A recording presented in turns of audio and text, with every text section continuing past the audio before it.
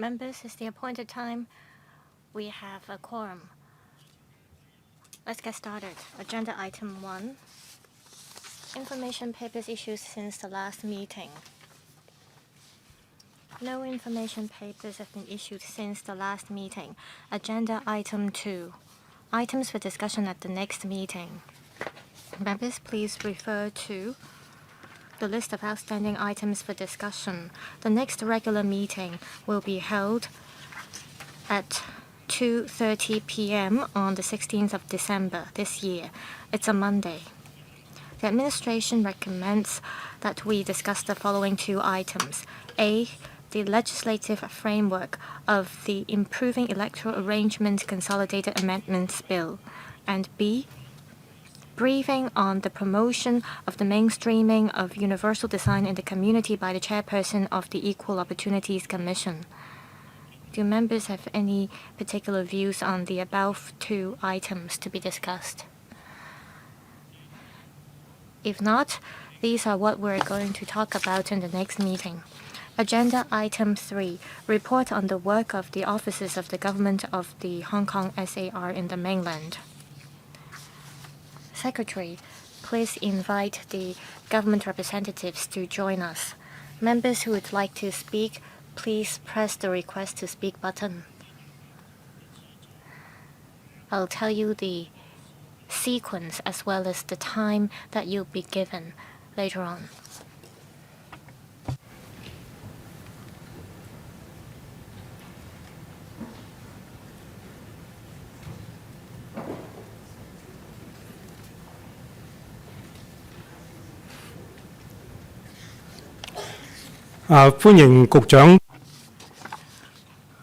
Let's welcome the Secretary and his team to join us. Secretary, when you're ready, please walk us through the paper. Thank you, Chairman.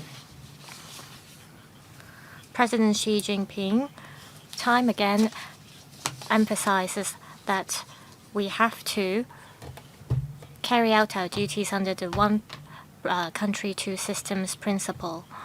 The SAR government understands that our fate is closely connected to that of our country, and the national development is crucial to our development. The current term government of the SAR has been working hard to integrate ourselves into the national development. The Chief Executive has been chairing the steering committee on the integration into the national development. He's been leading all sectors of Hong Kong to integrate ourselves into the development of our country. We want all-round cooperation and in-depth collaboration with the mainland. That's why we have set up 5 mainland offices in the southern, northern, eastern, western, as well as the central region of our country. They include the Beijing office, the Shanghai Economic and Trade Office, the Guangdong ETO, Chengdu ETO, and the Wuhan ETO. In each of these ETOs, there are in total 11 liaison units. We have 16 station points, and they cover all 31 provinces, municipalities, and autonomous regions in the mainland. The mainland offices of the SAR cover different areas, including commerce and trade, as well as politics and culture. The mainland offices have been communicating and liaising with the central people's government. Also, they've been working so that we can dovetail with the National 14th Five-Year Plan, as well as the high-quality development of the Belt and Road Initiative. We are fostering all-round cooperation with different provinces, municipalities, and autonomous regions. In terms of attracting business and talent, each mainland office has a business attraction unit. There is also the unit for attracting talents. They work to dovetail with the different talent strategies in the mainland to help them come to Hong Kong. Each Mainland office adopts multi-pronged approaches to promote Hong Kong's advantages and tell good stories of Hong Kong. They, together with the other departments of the SAR, for example, the Tourism Board as well as the Trade Development Council, hold different thematic exhibitions to showcase the appeal of Hong Kong as an international metropolitan on all fronts. At the same time, the Mainland offices have been supporting the exchanges and cooperation between young people from the Mainland and Hong Kong to promote people-to-people exchanges. Another targets that the Mainland offices serve are the businessmen and residents from Hong Kong living in the Mainland. For example, they disseminate information about the latest policies and measures in the Mainland, and if necessary, these offices provide assistance to the Hong Kong people in the Mainland. Our offices in these Mainland offices every year, together with other ETO colleagues,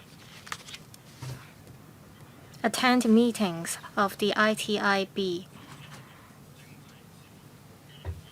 Today, I'm leading my colleagues from the Constitutional and Mainland Affairs to attend this meeting. We also have officers from the ETOs here. Now I'm going to invite colleagues from the ETOs to tell you about their work at the Mainland offices. We'll be happy to take questions afterwards.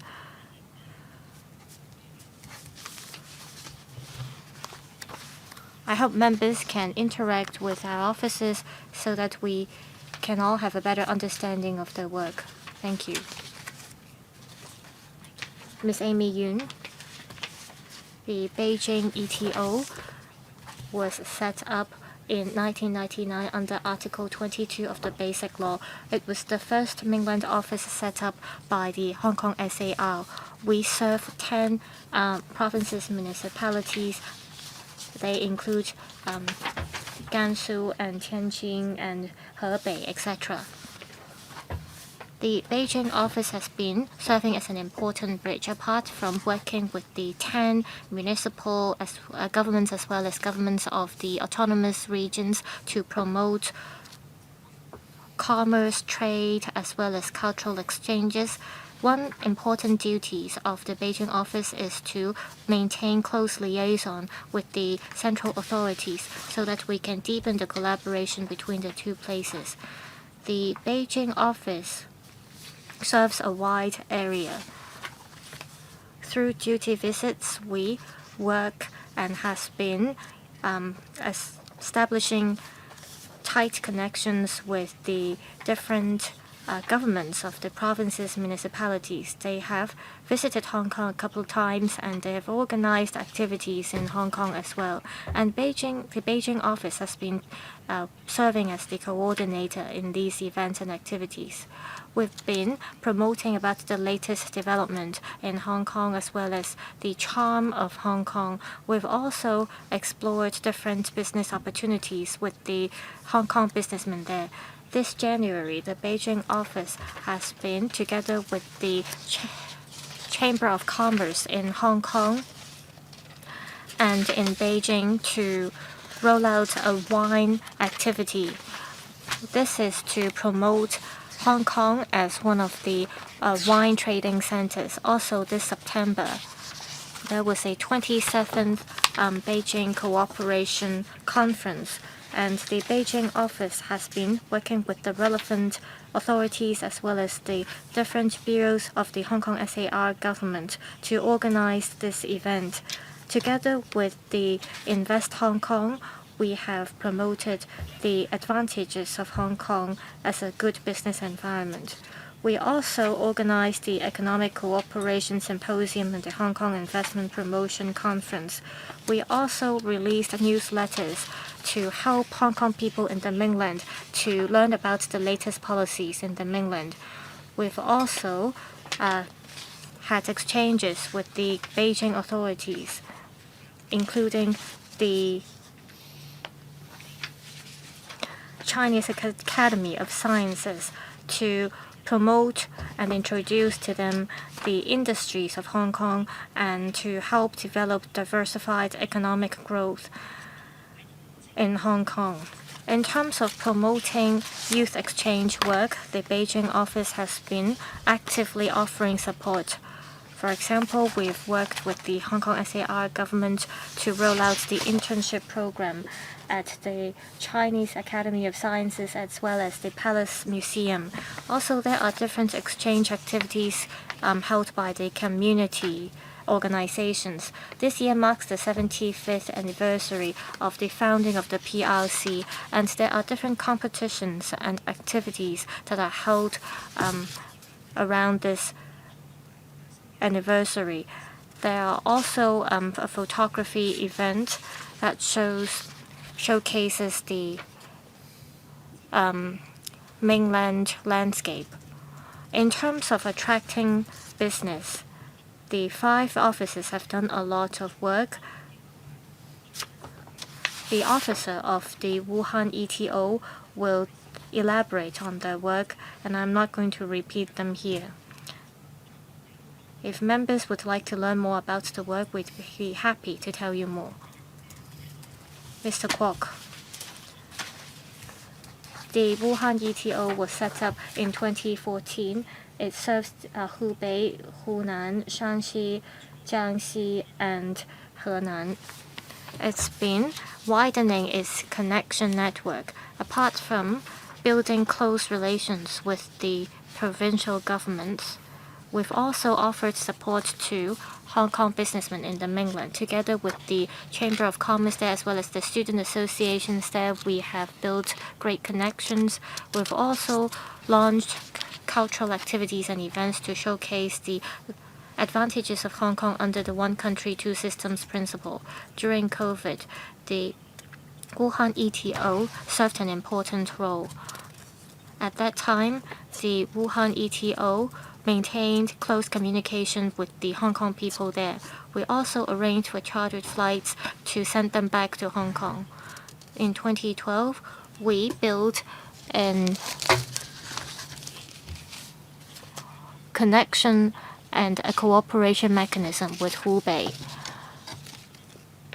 The Wuhan ETO has launched a lot of activities. Over 40 projects have been kick-started.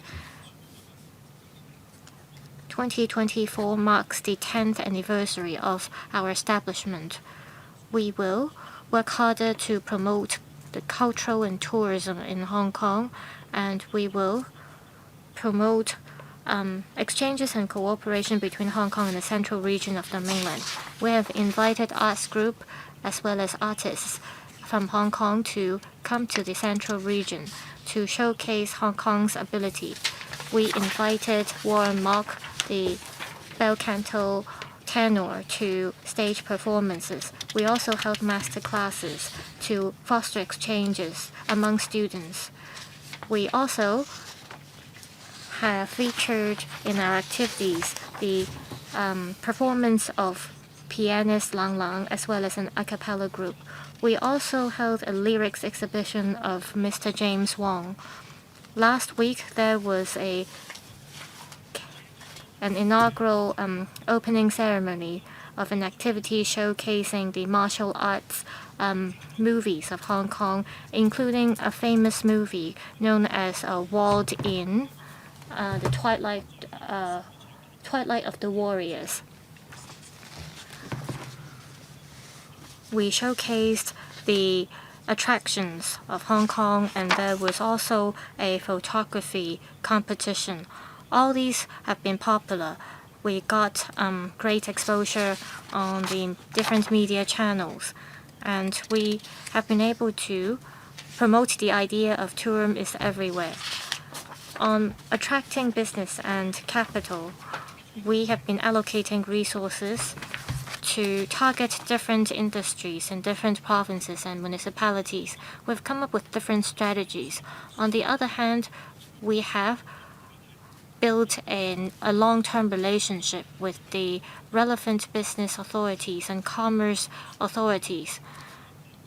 The Wuhan ETO has also, together with the Hong Kong agencies will promote different talent admission schemes. For example, this March, the Wuhan ETO, together with the Invest Hong Kong, the Hong Kong Talent Engage, as well as the Hong Kong Science Park, we set up a team, and together with Wuhan High-Tech Industrial Park, we held a seminar to promote Hong Kong in relation to our INT as well as our business environment.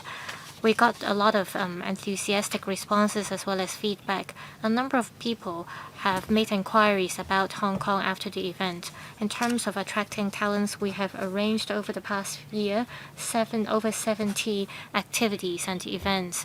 We also went to 6 universities to promote the schemes, including 3 universities that are included in the Top Talent Pass scheme. We answered students' inquiries, and students were very enthusiastic about these schemes. This shows that they are all very interested in the schemes. 9 members have pressed a button to request to speak. Those who want to ask questions, please press the button now. Order: Mr. Tang Fei, Ms. Carmen Kan, Ms. Nixie Lam, Dr. Tan Yueheng, Dr. Hui Simon Lee, Professor Chen Wing Kwong, Mr. Martin Liao, Mr. Chen Yong, and Mr. Ma Feng Kwok. We have 40 minutes or so for this agenda item. So 4 minutes questions and answers included for each member. Secretary, please be succinct. First member, Mr. Tang Fei. Thank you, Chairman. I have 2 questions. The introduction and the information papers are very detailed.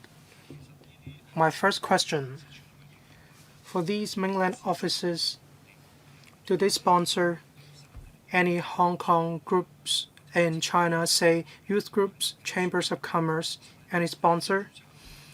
Some of them have already registered in mainland China. There are some youth groups, but they may not have already registered in mainland China. Many chambers of commerce have already registered in mainland China. So what kind of collaboration or close ties do they have in mainland China? Will the government provide subsidies to sponsor them in organizing events? They are not in Hong Kong, they are in mainland China. The information paper introduces 5 mainland offices, Beijing office, as well as 4 ETOs covering different areas of China, say East China, Northeast China, and so on.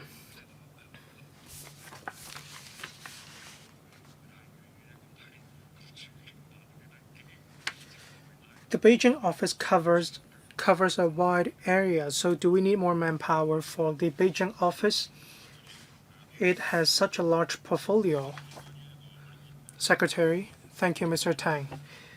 Regarding any subsidies provided to Hong Kong groups in mainland China, the answer is yes. We maintain close liaison with the Hong Kong groups in mainland China, say the youth groups and chambers of commerce. They can contact the Beijing office or the Guangdong ETO when they want to organize events. We sometimes co-organize these events, or we sometimes provide subsidies to them.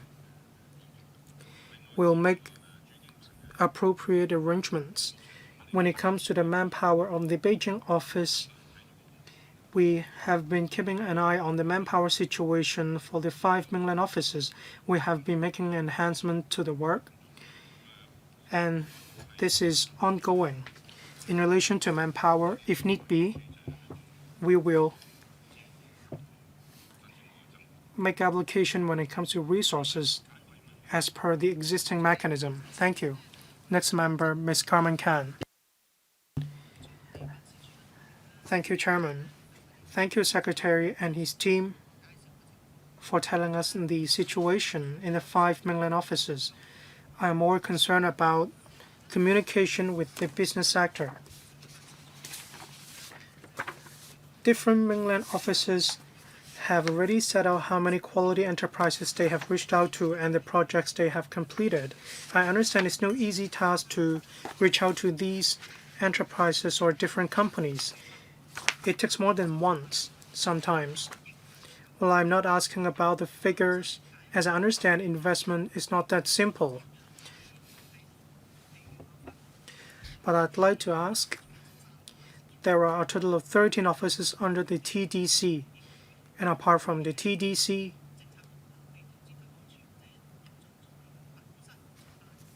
Hong Kong Talent Engage, Invest Hong Kong, and the dedicated teams for attracting businesses and talents also have a part to play. So can two of the Mainland offices give us an example? Apart from the Ningxia wine tasting dinner, how do you collaborate with different stakeholders to organize events to promote Hong Kong as a platform for Mainland enterprises to go global? It's in line with the headquarters economy. So will we promote Hong Kong as a platform for Mainland enterprises to go global and make investments? Will this be the strategy in the future? Secretary. Thank you, Chairman. Thank you, Ms. Carmen Khan.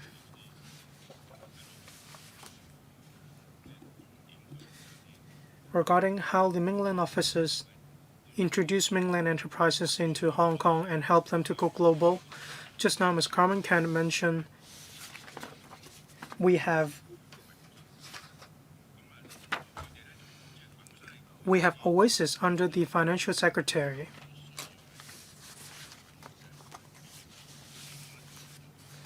They aim to attract Mainland enterprises to Hong Kong.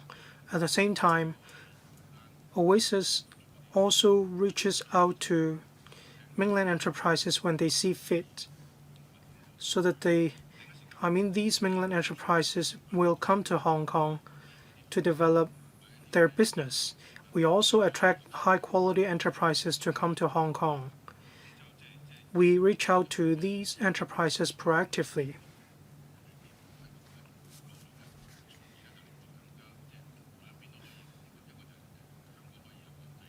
Well, we can formulate our list, and in the Mainland, they can also recommend suitable enterprises to Oasis. I will ask my colleagues to give you a picture of the actual situation regarding our efforts in promoting Hong Kong as a platform for Mainland enterprises to go global. Yes, for sure, this will happen in 2025. This will also be a main line of work. We need to give full play to our strengths of enjoying strong support from the motherland and our connection with the world. In the interest of time, please be succinct. The Beijing office. Thank you, Chairman. The Secretary already explained our work. We have a dedicated team for attracting businesses and talents, and investment promotion unit. We reach out to enterprises one-to-one. Well, in the interest of time, I'd like to have an example. For the event in Ningxia, it's one of the examples. We do need to reach out to enterprises one-on-one. Some enterprises have already come to Hong Kong. A Beijing-based company works on autonomous driving at the airport. When it arrives in Hong Kong, it pilots autonomous driving, say petrol and so on. It also has gone to Qatar to start the pilot run. Well, please give us a supplementary reply of real-life examples after the meeting. Thank you. Next member, Ms. Nixie Lam. Thank you, Chairman. Just now we heard about the example Ningxia wine tasting dinner. We've heard that the administration has done a lot. we need to take a look at the return on investment as well. We have already put in a lot of resources, so what have we got in return? I don't think it's difficult to assess or to gauge the return. Say 1,000 roadshows in the private market, so how many businesses have they brought? It's important to take stock of the return of the investment. Can white wine be promoted through Hong Kong to go global? We need professionals in this regard. Italians, many foreigners are working on this.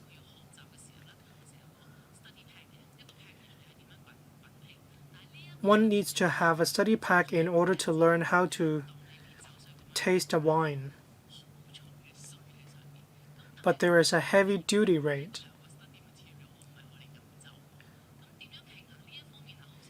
However, it's simply a study material. It's not about tasting wine. So collaboration among bureaus is key.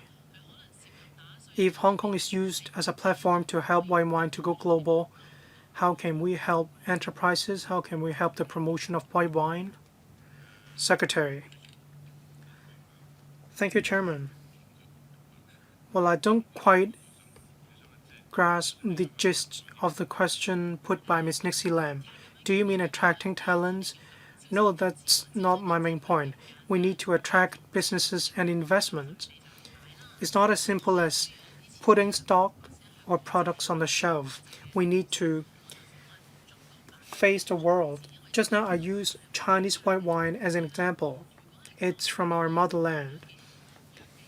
If Hong Kong can be used as a platform to foster exchange, and if we can groom talents, then Hong Kong can be a very good platform. If we can work with the Beijing office and Wuhan ETO, I'm more concerned about how we can implement this project. We need to make it happen. So how will you work with other departments in order to make it happen? Instead of simply passing a buck, how will you make it happen? We need to see results, not just 1,000 roadshows, for instance. What are the results? We need to take a look at the results. Secretary. Yes, indeed, we do need assessments. I agree with you. When it comes to trawling for talents and businesses, we have started to see results. We have announced the list of leading enterprises, and this is exactly the results we have seen.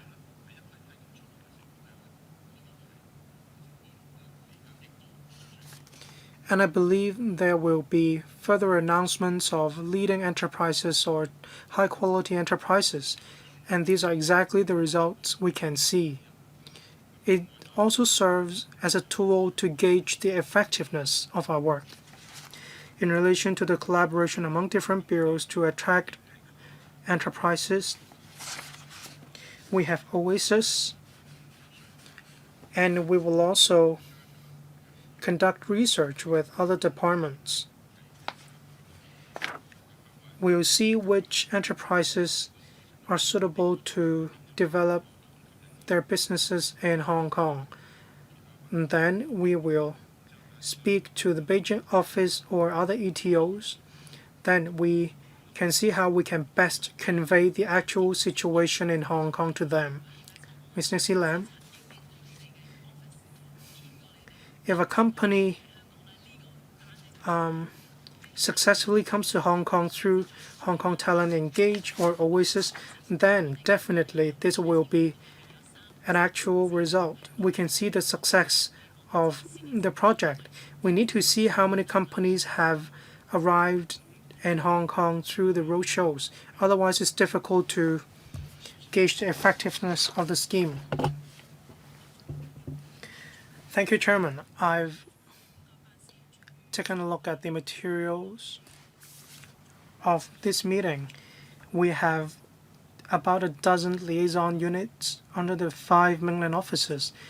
they have done a lot to connect Hong Kong with the world. They have done a lot in this regard. We need to fully recognize their work. I have two questions. One, the information paper mentions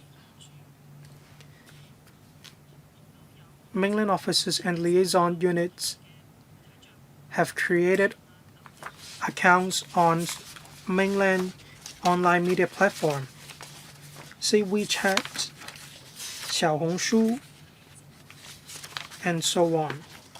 This is indeed very good. We have used new media as well as text media to promote Hong Kong.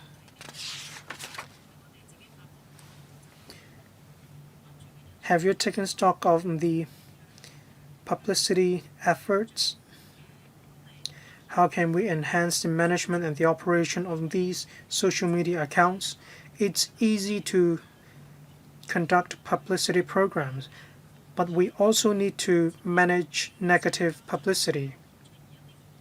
We need to guard against negative controversies or news on these social media platforms. The policy address also mentions KPI of mainland units or mainland offices, say they need to come to Hong Kong to hold talks. There are a couple of KPIs, key performance indicators. I believe these KPIs can be met towards the end of the year, but apart from the quantity side, say how many events have been conducted, we also need to consider quality of these events. We need to consider quality as well. Secretary, 2 questions. Thank you, Chairman. Dr. Tan asked 2 questions. The first one is about social media platforms, the exposure of our public accounts as well as the management of these accounts. Is that right? I'll ask our colleagues from the mainland offices to respond because they are the ones who manage these accounts. Perhaps the one from the Shanghai ETO can respond. Yes, Shanghai ETO.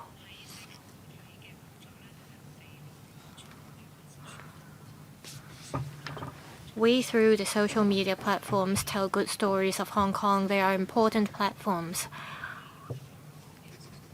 Different mainland offices make different uses of these social media platforms. Take the Shanghai ETO as an example. We have the WeChat public account. And other mainland offices, they make use of Bilibili, Xiaohongshu, as well as Weibo.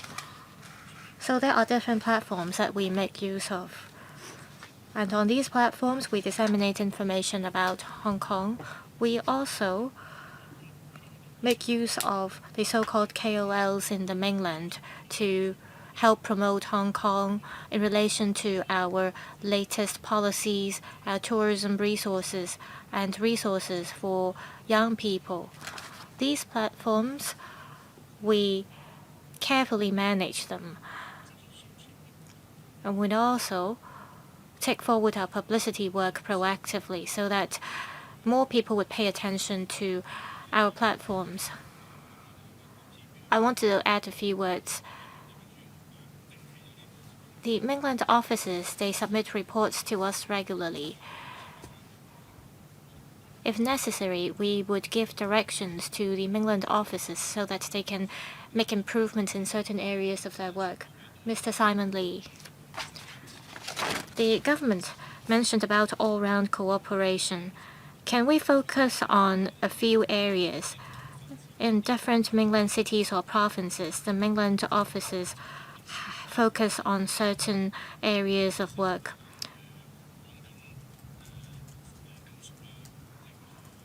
For example, metal, Ningxia, Xinjiang, there are fruits there. And also, we've just talked about wine. The relevant ETOs, will they enhance their know-how so that they can have more collaborations with the relevant industries in the mainland. For example, the Chengdu ETO also gave support to the Ningxia wine event on agricultural products as well as Chinese medicine products or herbal medicine products. Can there be collaborations?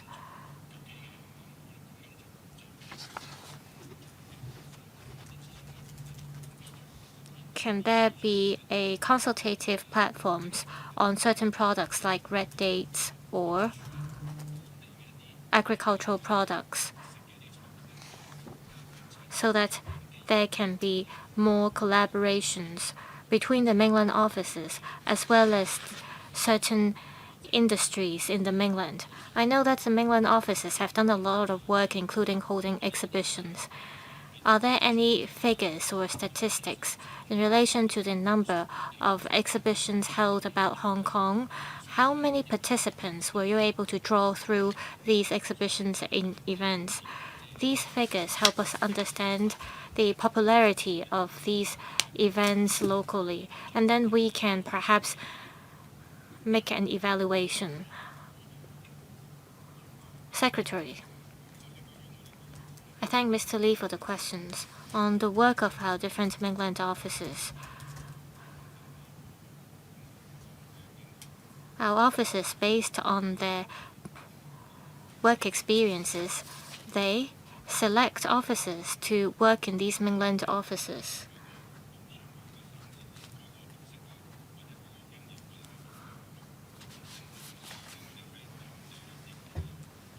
Also, locally, we recruit people to help with business attraction. We have local officers who are familiar with the local culture to carry out our work. In terms of participants of our exhibitions, I'll ask our officer from the mainland offices to tell you more.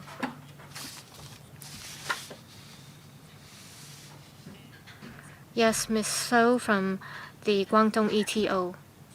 Thank you, Chairman. We held some very popular exhibitions. For example, last year we held an exhibition for 10 days. And we were able to draw 360,000 visitors to this exhibition about the Hong Kong intangible cultural heritage. Also, earlier this year, we made use of trams, and we put decorations up on the tram, and during the 14-day event, we were able to draw 360,000 people and visitors. And we had an estimated pedestrian view of about 520,000 per day. So it shows that all these events were quite popular. Well, these numbers are great. I suggest that with these numbers, you can perhaps conduct an analysis. For example, you may be able to tell from the numbers that there were more young visitors or there were more elderly visitors. If you are able to analyze the data and learn about what kind of visitors you were able to draw, then it would be very helpful. Thank you. Professor Chen Wing-Kwong. Thank you, Chair. I wanted to ask about Chinese medicine, but the question has been asked. I would like to ask about your publicity work instead.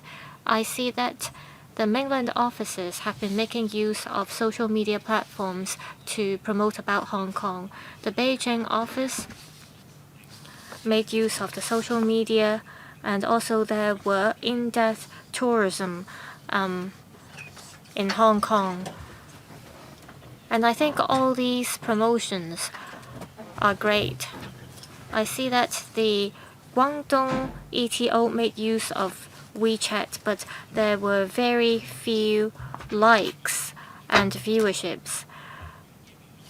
there were drone shows as well as food festivals, and they were not widely promoted. In the future, apart from disseminating information about policies, would you consider making use of WeChat or other social media platforms to disseminate information about Hong Kong tourism or food or attraction sites in Hong Kong to lure more visitors to come to Hong Kong? Also, we have different talent admission schemes in Hong Kong. With these admission schemes, there were intermediaries that disseminate false information online to draw customers, and all these pose negative impressions about Hong Kong. Would you consider stepping up communication with the relevant Mainland authorities?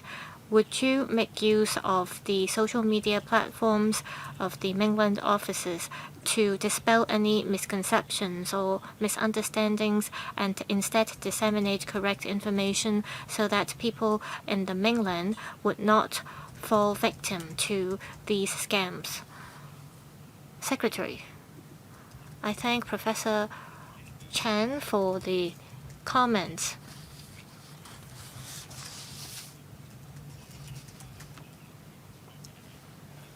The two directors mentioned a lot about what kind of events the Mainland offices held, and they were very creative. They made use of the characteristics of Hong Kong, including films in Hong Kong and so on. So we emphasize Hong Kong characteristics and creativity in our events. And the Mainland offices have been producing videos online to promote about Hong Kong. In the future, this is what we're going to do continuously to allow more people in the Mainland to learn about Hong Kong. On negative reports and rumors about Hong Kong, if we detect any of these, we will, through the 5 Mainland offices, dismiss any false claims. On the unlawful activities, we will reflect them to the Mainland authorities.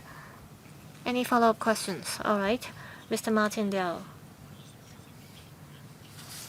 The third plenary session of the 20th CPC Central Committee mentioned that there should be 3 centers and 1 hub. There is a new mechanism under the Quality Migrant Admission Scheme that is to invite top talents to come to Hong Kong. I appreciate this initiative. With the deepening of the mutual access and connectivity between the GBA and Hong Kong, I think we should adopt the mindset of the GBA to invite top talents as well as enterprises to come to Hong Kong.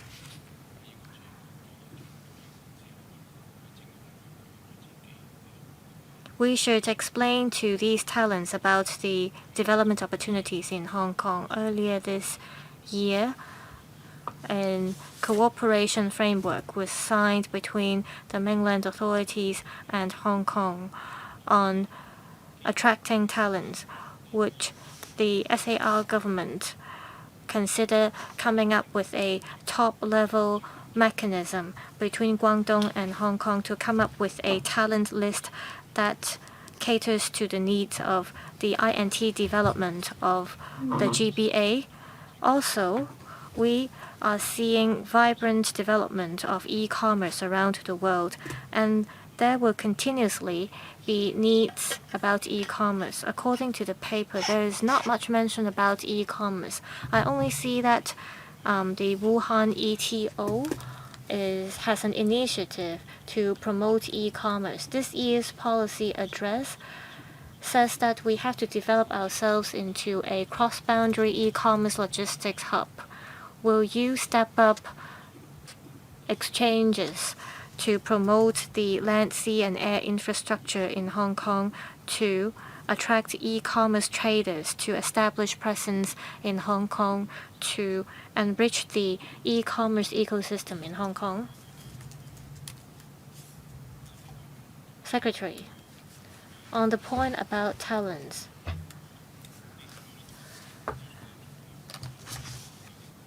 the current term government is placing a lot of importance to attracting business and talents. And we have just signed the GBA cooperation framework as mentioned. In this year's policy address, the chief executive mentioned that there will be a committee on education, technology, and talent.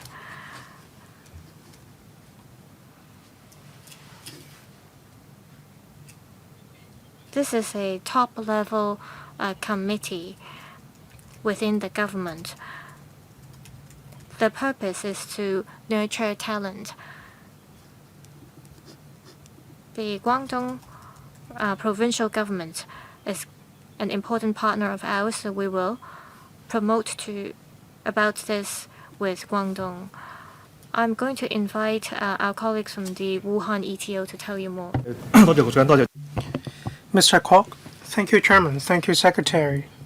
On cross-boundary e-commerce, such technologies in mainland China are developing by leaps and bounds.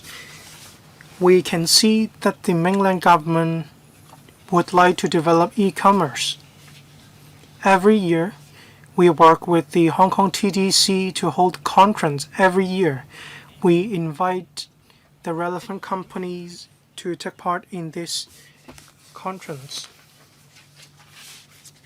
We also work with Hubei province to develop logistics. We work with the airport. We have close collaboration as well as exchange. We'll continue with our collaboration initiatives. Well, the Wuhan ETO is the only ETO that mentioned the development of e-commerce. Well, e-commerce in mainland China is a large-scale business. It brings a lot of business opportunities. Different ETOs are also working on cross-boundary e-commerce.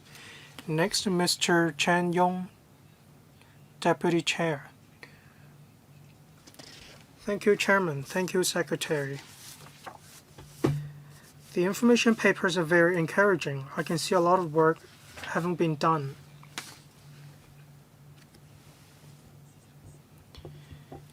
On a duty visit to Henan, the liaison unit had close collaboration with us. We talked to them, and we also understood the situation from them.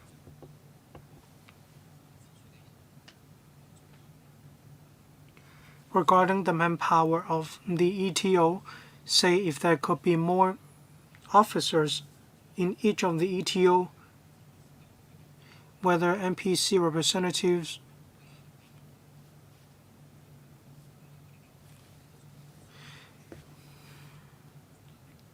we can make good use of the network in order to achieve more.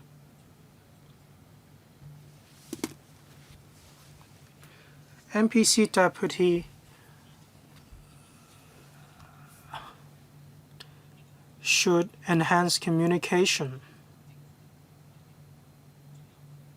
We should have more communication with provincial and municipal governments. We need to foster closer collaboration. For example, apart from sending official correspondences, you can also make calls. This will be faster.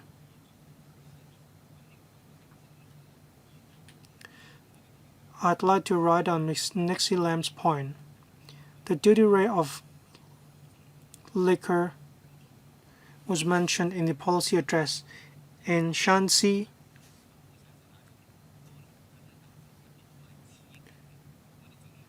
we want to promote the wine product there as well. We want to attract them to come to Hong Kong so they can further develop their business. In Ningxia, for red wine, the results were quite good. We need to boost the economy.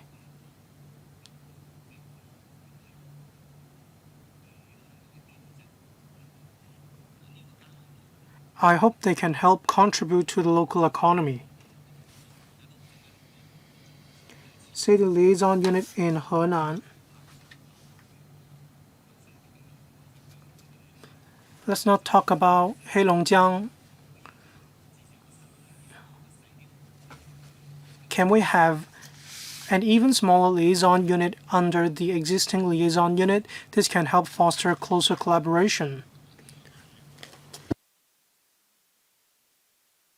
Thank you, Mr. Chen. Your suggestions are very pragmatic.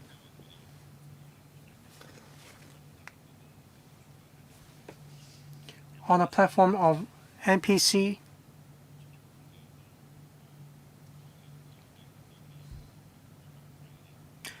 we're going to reach out to more groups.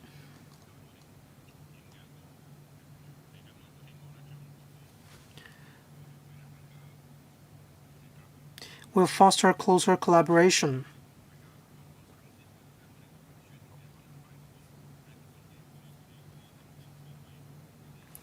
And we'll pass on the opinions from NPC deputies to the mainland officers.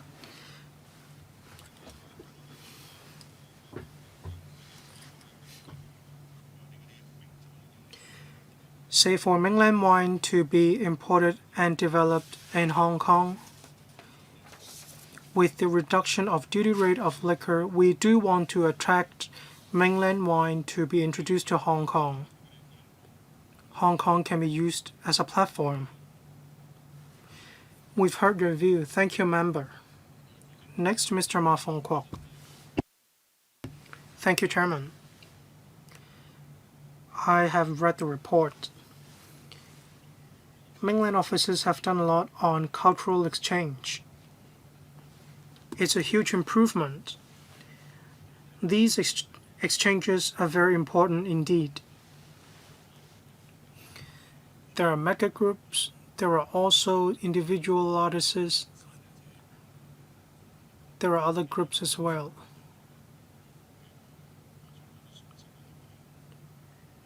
Do mainland officers have information?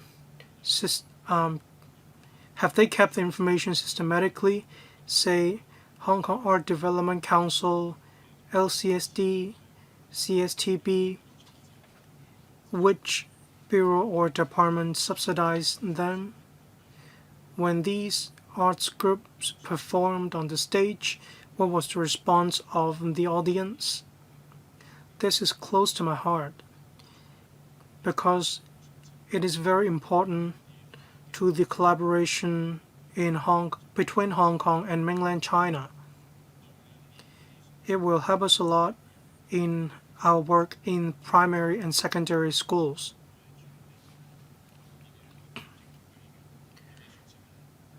These events are official events, so it's important to keep the relevant information in order to gauge the effectiveness of the events. It's not that difficult to collect these pieces of information systematically, and it will be hugely beneficial to the holding of events in the future.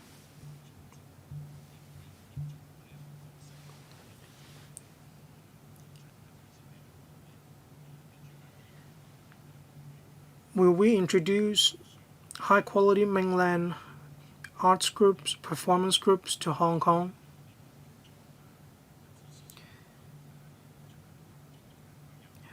Well, there are very outstanding performances, and we need to introduce them to Hong Kong as well as to mainland China.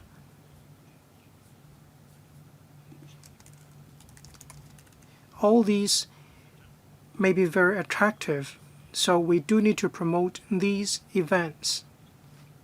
Say there is a performance themed Wing Chun.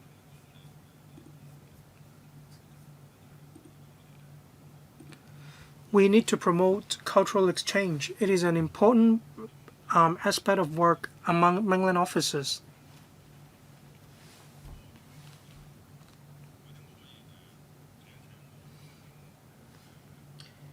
I'll give the floor to my colleague from the Beijing office to give you more information.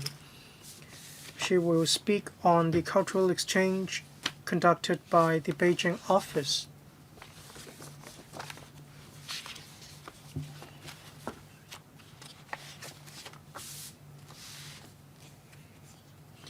Ms. Amy Yun.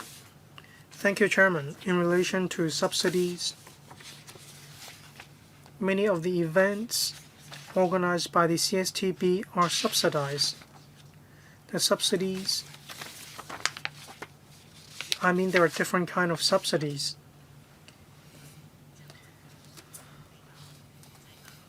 Some events are internationalized.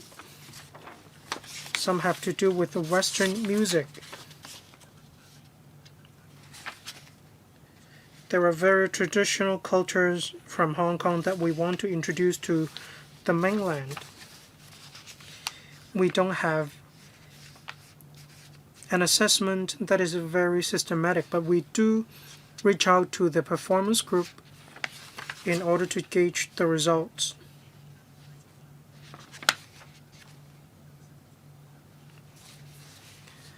In some situations,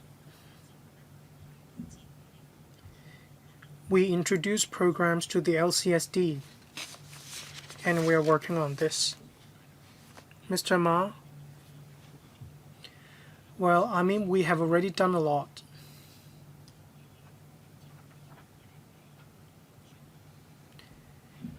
It doesn't take much effort to take stock of the program, to see the response from the audience. There are thousands of arts groups and performance groups in Hong Kong. We have many of these groups in Hong Kong. We can analyze the data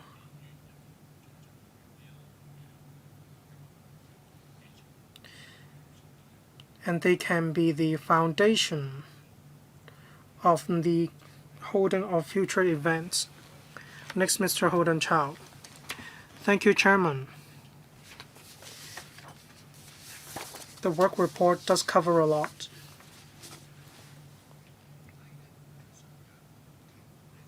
The results are quite encouraging.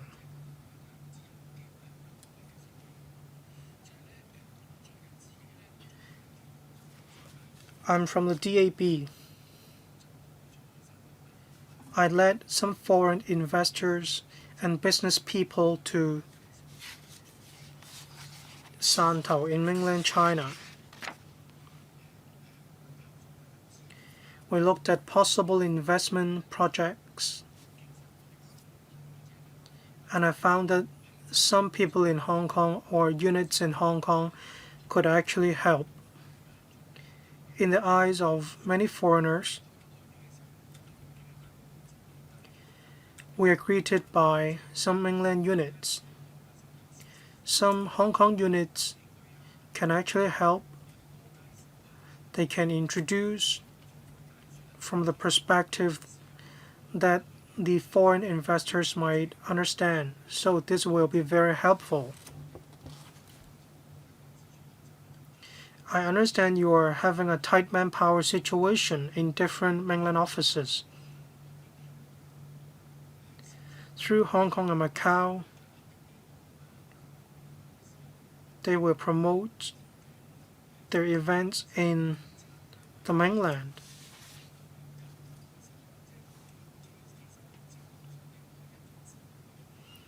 They can help by giving support to the events. If there are Hong Kong representatives going together, they can help with introducing the events, and this will be beneficial to the event. Then we can also play our role as the super connector.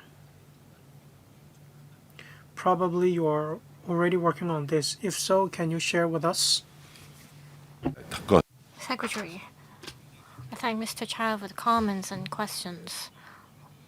We always emphasize that we have to leverage our strengths under the one country, two systems, as we are closely connected to the world, and we also have the backing of our motherland. we also play the dual roles in going global and attracting foreign investment. That is to bring the capital and technologies from overseas to the mainland. Also, we want to bring quality services and products from the mainland to the rest of the world through Hong Kong. So Hong Kong serves an important platform like this as a driving force of our country's development. So as we bring in foreign investors into the mainland, we want to serve as the gateway.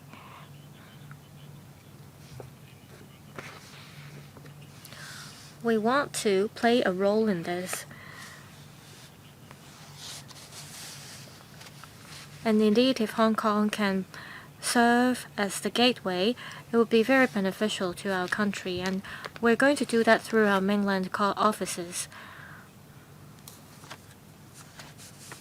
The Office of the Commissioner of the Ministry of Foreign Affairs in the Hong Kong SAR have brought together different foreign investors and enterprises, and the SAR government also helps promote the business opportunities. As these foreign investors, they go to the mainland, they do it through Hong Kong. So this is our thought. It looks like Mr. Chow is quite happy with the answer. I hope that you can report to us about the results the next time you come. Mr. Yim Kong. As China further opens up itself to the world, Hong Kong will be more closely connected to our country, and we have to give full play to our role as a super connector. I have two questions. The first is about your collaboration with the Chinese media, and second, about the functions of the mainland offices. On your collaboration with Chinese media, I see from paragraph 9 of the paper that the Beijing office, as well as the China Media Group and the People Daily website, have produced 5 videos, and there were 700,000 views. So we see that you got very good feedback. The China Media Group, as well as People's Daily, they are large-scale media groups. 700,000 views may not be a lot for large-scale media platforms like these. Have you assessed whether the promotional materials that you have come up with suit the local audience? Would you, based on the interests of the local audience, improve your publicity materials? My second question concerns about the mainland offices. We have over 1.3 million people from Fujian in Hong Kong.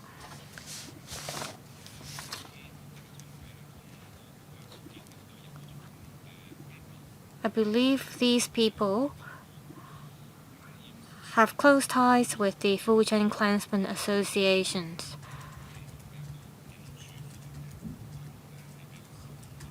Currently, we only have a small unit taking care of the Fujian matters.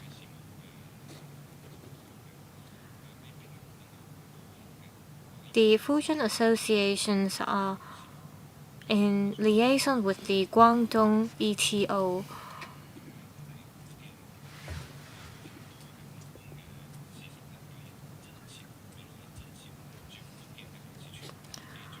However, this is not enough. Can you set up a Fujian ETO? I have to declare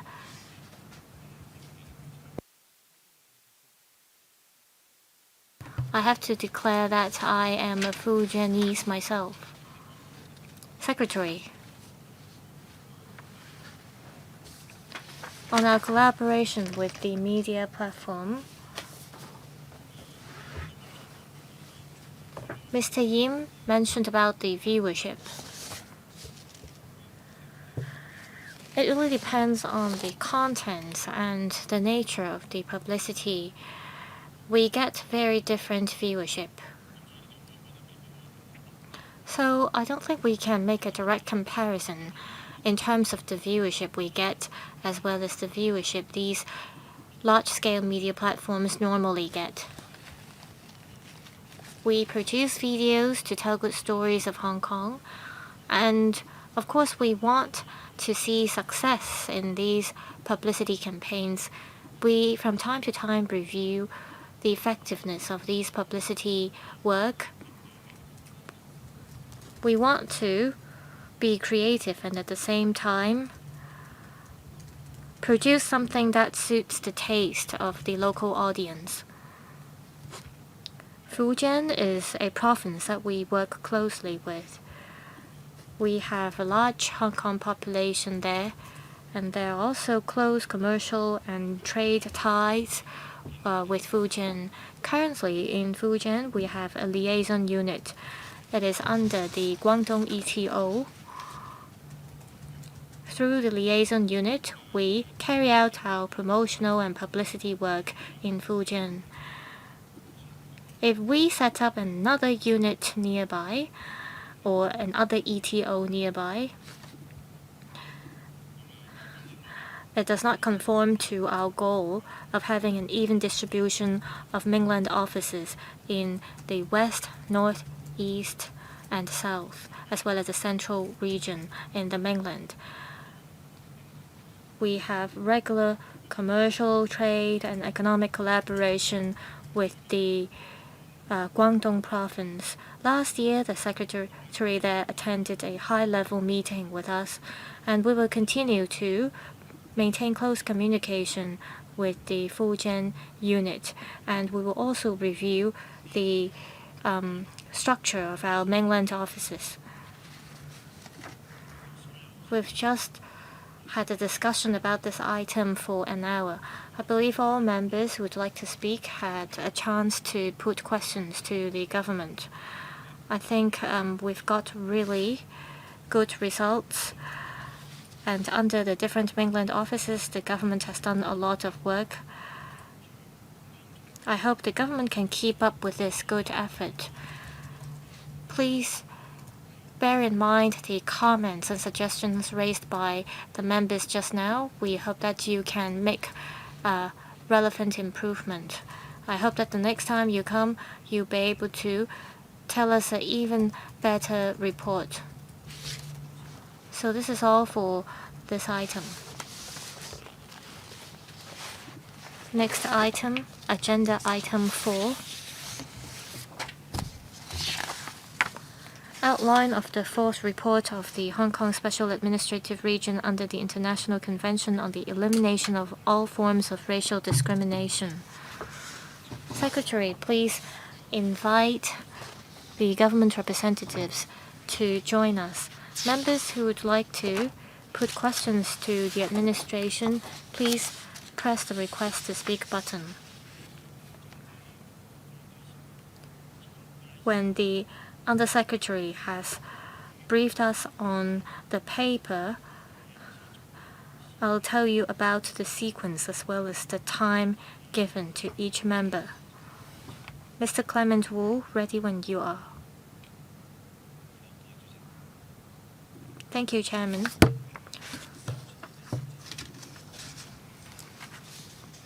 Our country will submit the next periodic report under the International Convention on the Elimination of all forms of racial discrimination to the United Nations, and the fourth report of the SAR will be incorporated as part of the national report. Let me give you some background information as well as our drafting work. According to Article 9 of the Convention, state parties have obligation to make periodic reports and submit these reports to the UN Committee on the Elimination of Racial Discrimination. The convention was extended to Hong Kong in 1969. After the establishment of the SAR on the 1st of July 1997, the convention will continue to apply to Hong Kong. And since then, we have been submitting reports. And normally, each report spans 4 to 8 years. We, according to the instruction of the country, noticed that the next report, the current report spans from 2017 to 2023. The Hong Kong SAR have so far drafted 3 reports in 2020 October and June 2008 as well as 2017. And these reports have been submitted to the UN. In 2018 August, the UN scrutinized the 3rd report of our country. The previous 3 reports submitted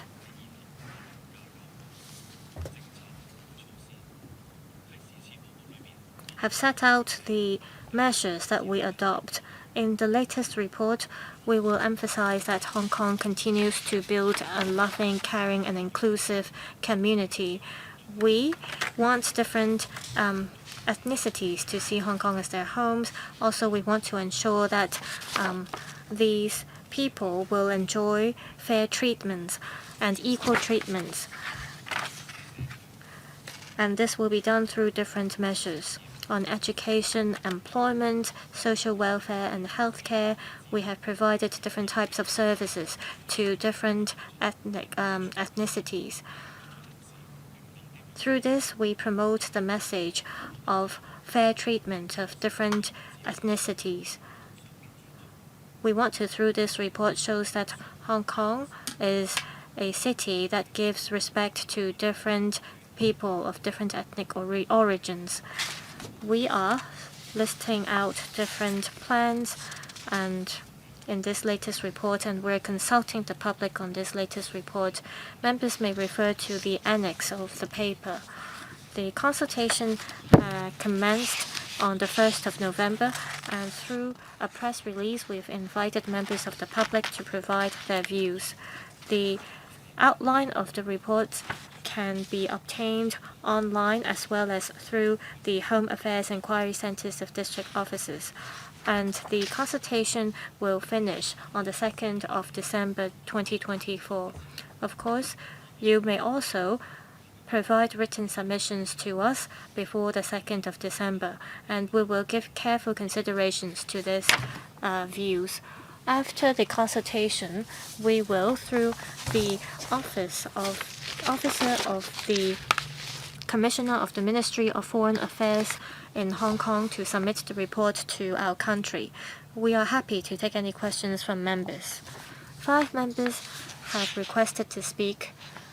They are Mr. Tang Fei, Ms. Carmen Khan, Mr. Yim Kong, Mr. Brave Chen, as well as Dr. Tan Yueheng.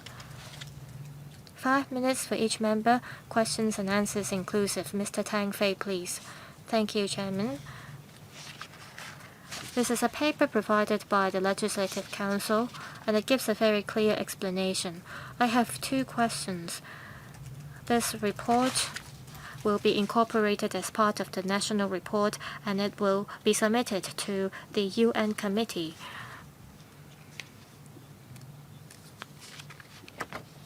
According to the paper, despite of the colors and races, people will enjoy the same treatment.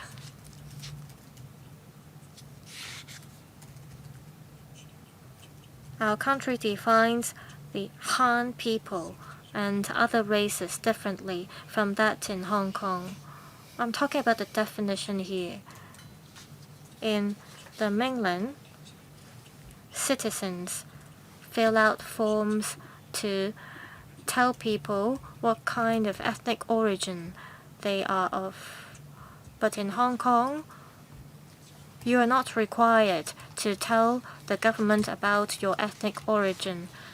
You can be an Indian, you can be a Pakistani, you can be regarded as an ethnic minority. So when there is a Hong Kong SAR report and there is a country report, do we have to define to the UN how we define our race? If you look at paragraph 15 of the paper, you have the term race, ethnic origin, colors, and so on. So I think we define these differently compared to our country. Do we have to explain these to the UN? Paragraph 20 mentioned about the right to housing.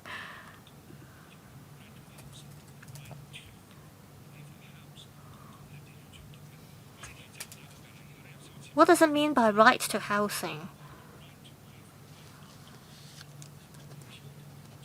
Right to live and right not to be killed are, for example, mentioned in the US Constitution. And they are two different concepts. So what do you mean by right to housing here? I think the Chinese is a bit confusing. Is it implying that people have to be given a house in Hong Kong? Please explain. 非常 Two questions. Very to the point. Thank you, Chairman.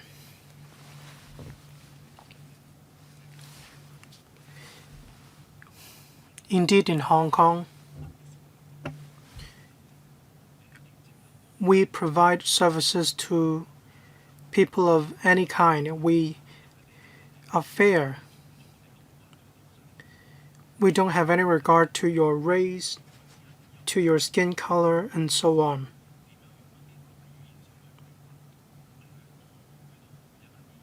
When there are language barriers, we try to provide services as far as possible. Say when one goes to the hospital, we want to provide services that remove language barriers.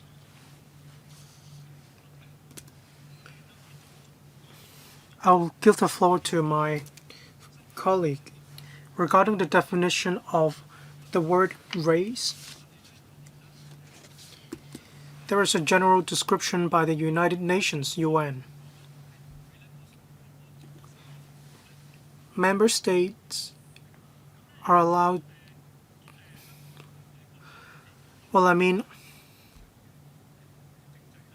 Hong Kong has the principle of one country, two systems. So we have our own legal definition of ethnic minorities.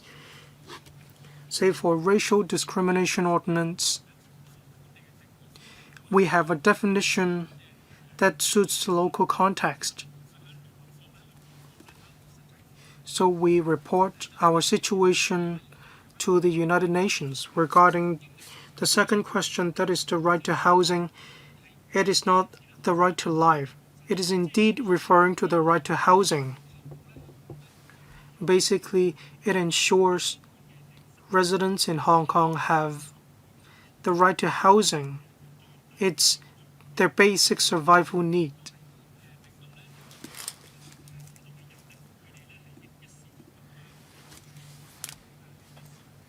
Like the Undersecretary said, people of different races will also be entitled to the right to housing. Mr. Tang's question is whether the UN has doubted our definition of the terms in the report. Well, according to the record, we have the United Nations did not cast any doubt on our definition. There are already basic definitions on these words. Next member, Ms. Carmen Khan. Thank you, Chairman. In a third report, I'm not talking about the previous report. I mean the latest report. August in 2018. What was the response from our country and from the government?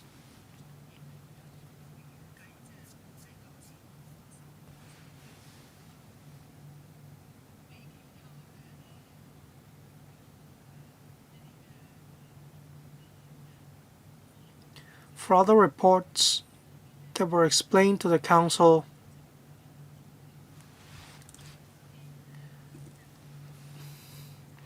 Sometimes we don't accept the findings of a report. Some reports were not fair. So in relation to racial discrimination, that is the international convention in question, are there any similar situations? Basically, there aren't major amendments to the report. Say in paragraph 13 and 20,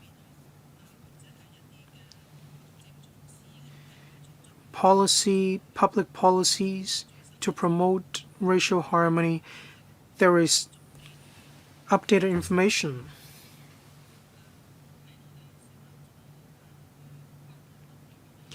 We have set up community care teams. Some serve ethnic minorities. Can you share with us any latest policies that you want to incorporate into this report? Or will you heed our advice?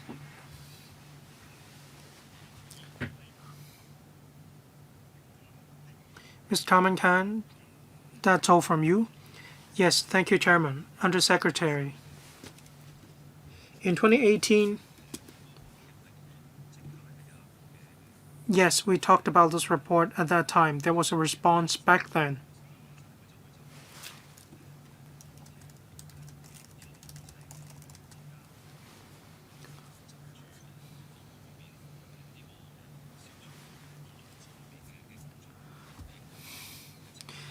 Regarding the elimination of all forms of racial discrimination, what have we done? What will we do?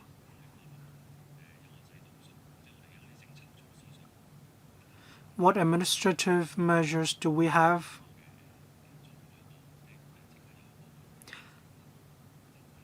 We held a press conference. We also responded to it. In the Legislative Council, we held a briefing on the report. Regarding the findings of the report,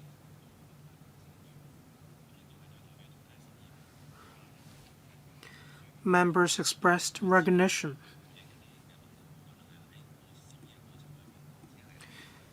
In the process of the consideration and with the conclusion of the consideration, we backed our work with a lot of different support and evidence. We show them what we have done in relation to the elimination of all forms of racial discrimination, housing, education, and so on. We have listed what we had done.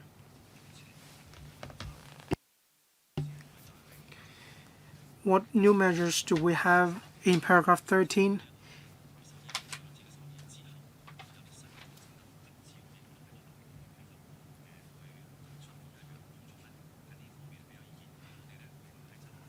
We have invited views from the public.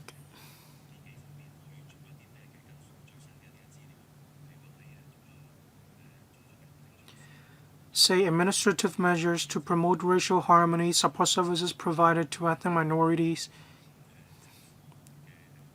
For most government department websites, we let ethnic minorities know what services they can receive from the government. So on the web page, apart from the Chinese and English texts, we also provided another 8 types of languages. That is to facilitate the understanding of different ethnic minorities. We also provide training, and that is provided by the Equal Opportunities Commission, the EOC. Much training has also been conducted. Foreign domestic helpers, illegal immigrants. We have updated our information in this regard.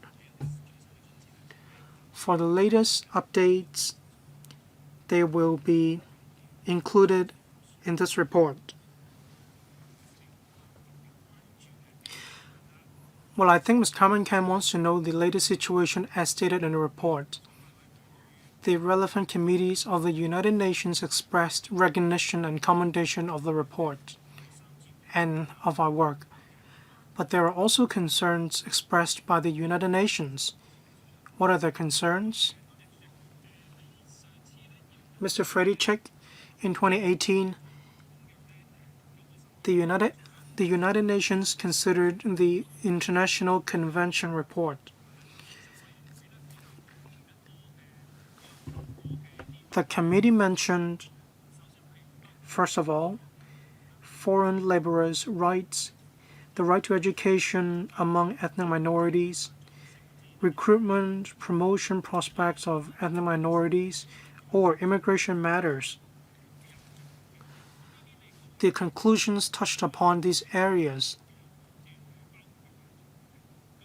These areas were covered. Just now, Ms. Carmen Khan also asked how we promote racial harmony.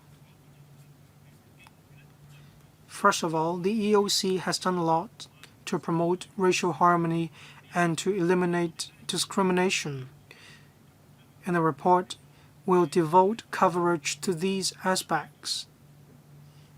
I'll give the floor to my colleague about care teams, Ms. Rebecca Chan. The HAD has been attaching a lot of importance to their work. We have added 2 ethnic minority support centers from 8 to 10. Ethnic minorities care teams provide services through 10 teams. Information will also be included in the report. We will detail the situation in the report. Next member, Mr. Yim Kong. Thank you, Chairman. We are concerned about ethnic minorities coming to Hong Kong and settling in Hong Kong.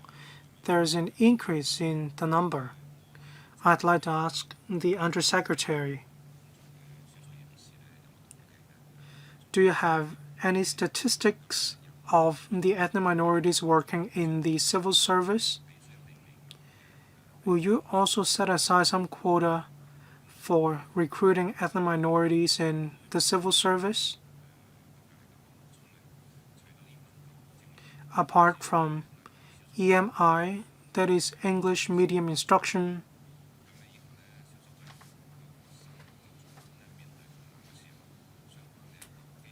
I'd like to know the support measures for ethnic minorities learning Chinese.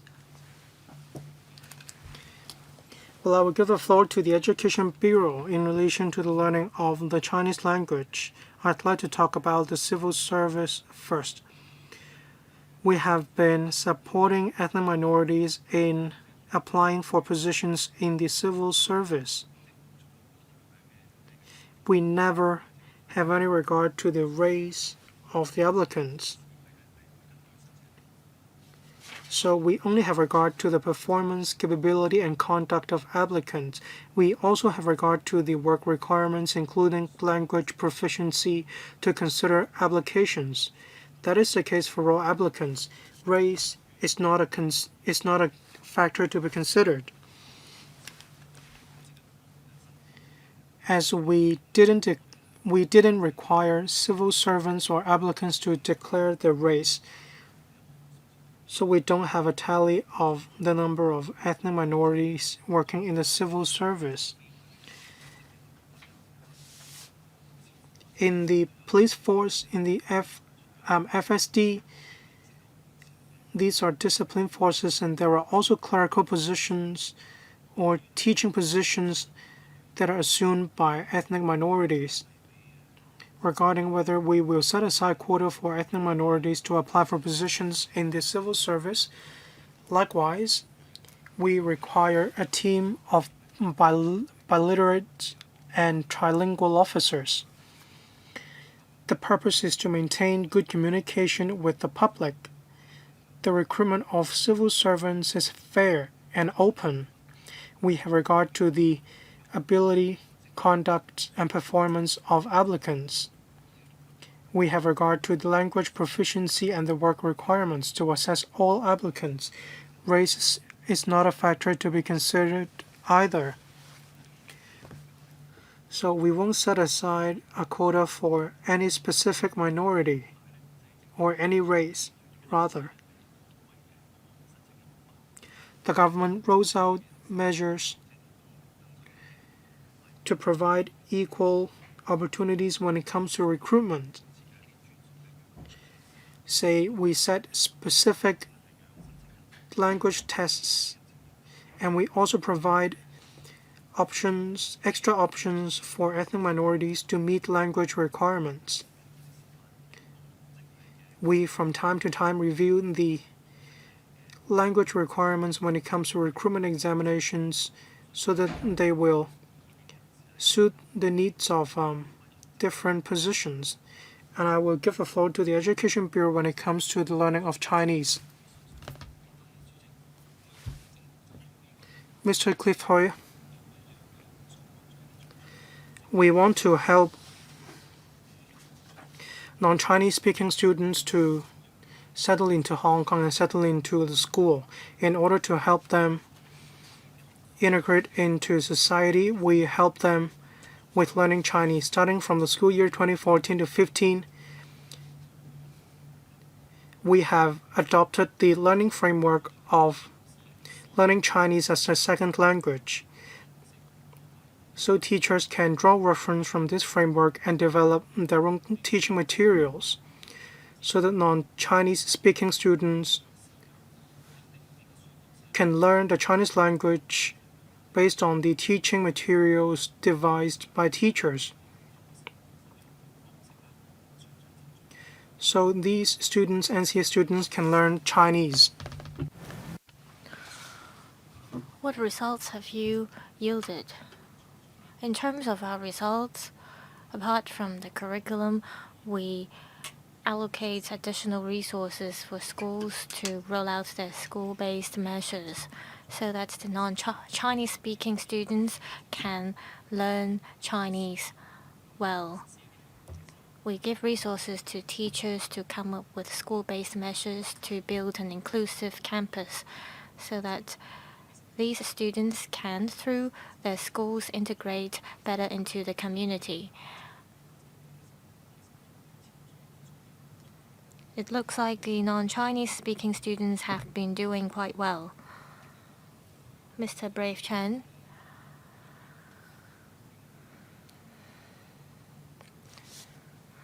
We have seen the outline of the fourth report. Compared with other developed countries, I think Hong Kong is doing much better. We can tell from the feedback we got from the community. The residents of my constituency is concerned about this.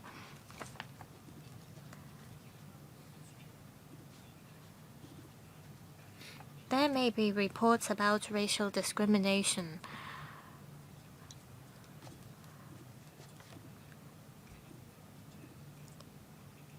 Can you tell us the areas that the UN wants us to improve on?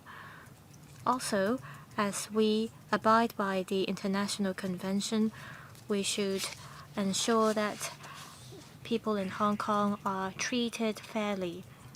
There are bogus refugees, for example, in Hong Kong, and they have been using a lot of resources in Hong Kong. Other countries would expel these refugees. Can we include the case about, for example, bogus refugees in Hong Kong, and how much effort we've been putting in this regard? Are there ways for us to protect the interests in Hong Kong?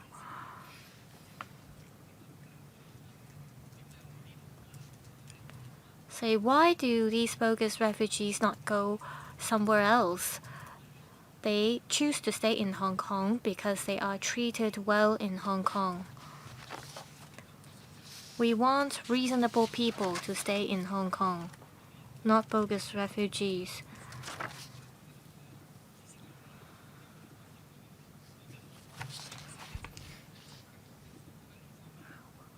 In the past, we had Vietnamese refugees in Hong Kong, and now we have refugees from other places. I think we have to include these in the report to make it a balanced one. We have to protect people's rights, but we also have to protect the interests of Hong Kong, as well as the interests of the public. Thank you. Undersecretary. On the point about bogus refugees, perhaps the Security Bureau can elaborate.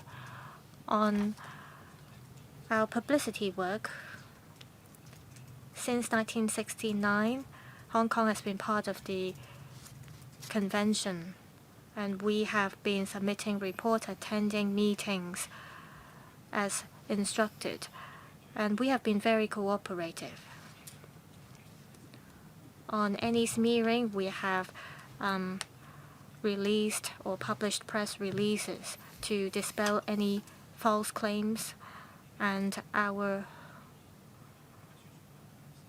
offices overseas also do a lot of explanatory work. Our government officials, they conduct visits overseas. We also hold different large-scale events to allow foreigners to have a first-hand experience themselves about the human rights situation in Hong Kong. We launch our publicity work both online and offline, and we will continue to do this.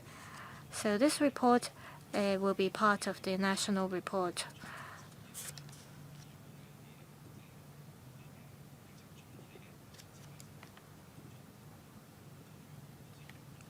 And we follow the instructions of our country as we carry out our duties. Over to the Security Bureau. On bogus refugees, the Security Bureau has been very concerned about the situation.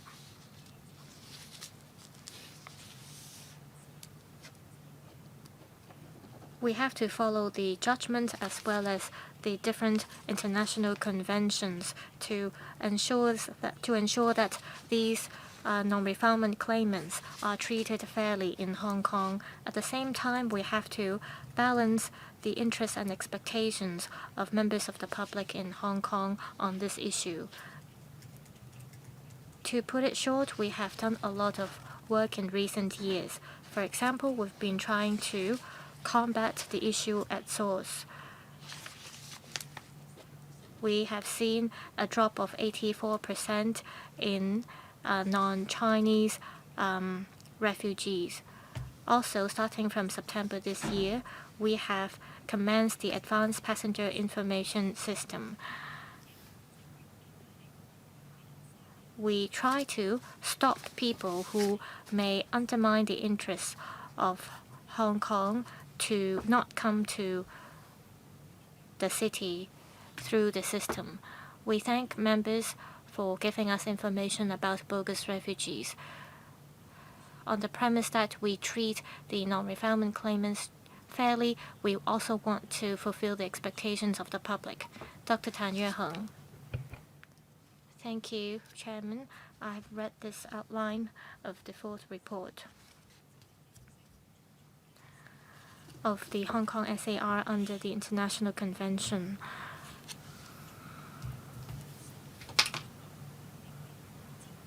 I want to bring up 2 points.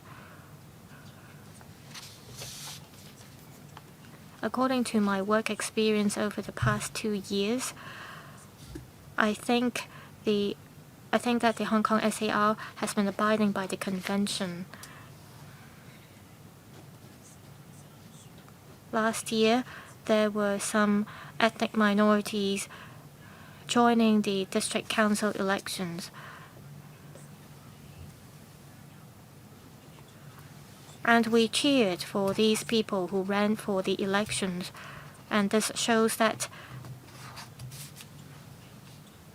the non-Chinese people in Hong Kong are well protected. In the Yau Chin Mong district,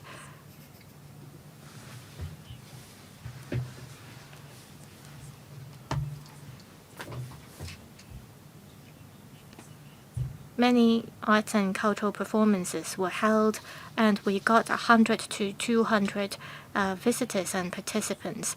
And such activities and events are everywhere, so we see that there are lots of cultural exchanges in Hong Kong.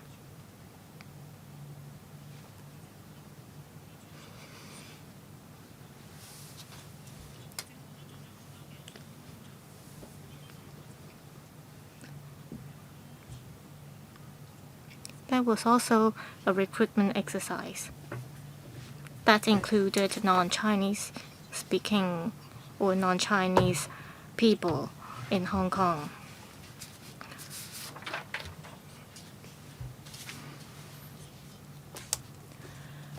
Understand that it's not that we do more and we do better.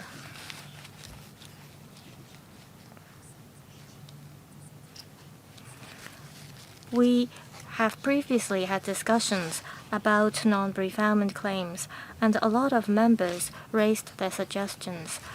They take up a lot of resources and money in Hong Kong, and the non-refoulement claim procedures took up a long time, usually spanning at least 1 to 2 years.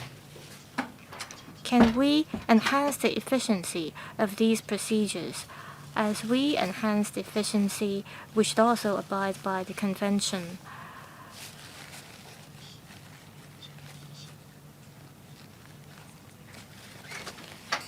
At the same time, we have to take into consideration the prevailing conditions in Hong Kong so that we can strike a good balance. Undersecretary,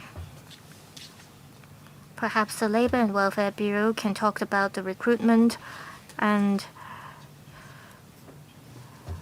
the Security Bureau can talk about the long procedures for non-refoulement claimants.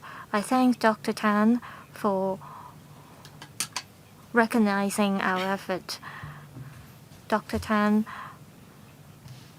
mentioned that there are different district events and activities for EMs to help them integrate into the community. I think this shows that Hong Kong is a very inclusive community. It's also an open and caring society. Over to the Labour and Welfare Bureau. Mr. Choi. Member is right that the Labour Department has been offering support for ethnic minorities to help them seek employment. We hold large-scale job fairs as well as district job fairs dedicated to EMs to help them look for jobs. Last year, the Labour Department in October rolled out an inclusive job or employment scheme. We, on a case-by-case basis, provide one-stop employment support for EMs. We engage social workers as well as NGOs to provide employment support services, including counseling as well as job matching services and aptitude tests. Apart from this racial diversity employment program, we will continue to hold large-scale job fairs. Also, at the EM support service centers, we recruit EMs to help provide support to other EMs. Security Bureau.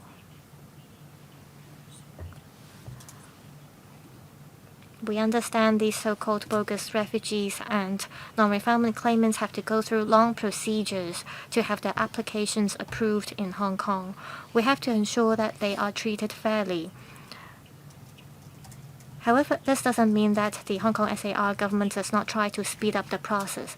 The Immigration Department as well as the Appeal Board have been working in this regard. We have also been communicating with the judiciary, which also is very concerned about this issue. Please trust that the SAR government will try its best to speed up the process. So just now, member mentioned in district council election, there were candidates from ethnic minorities running for election. The government did appoint 3 of the candidates from ethnic minorities.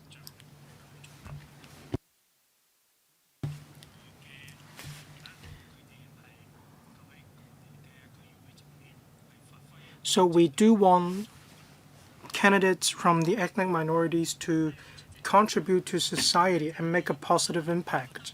Next, Professor Priscilla Leung. I thank the administration for preparing this report.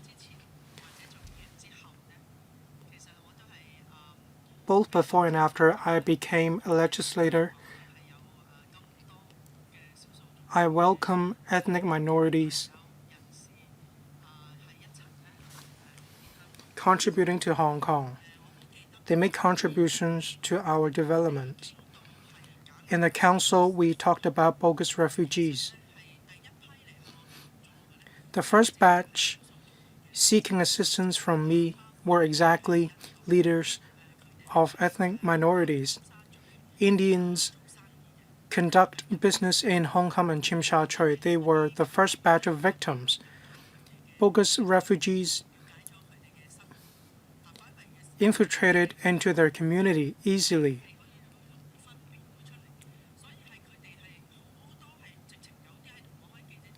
Many of them told me in a press conference that they want legal and illegal refugees to be separated. I have been working very hard in this regard. I visited To Kwa Wan, Sham Shui Po, Tsim Sha Tsui. Well, I think Hong Kong sees many of these serious cases. It also sees a lot of theft and robbery. They are on the same page with us Hong Kong people. They helped us to come up with a lot of solutions. In 2019, I thank the ethnic minorities. There were 1 million or so people from ethnic minorities in Hong Kong.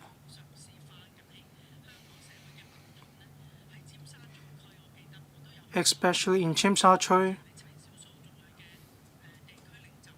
I asked leaders of ethnic minorities to be the middlemen.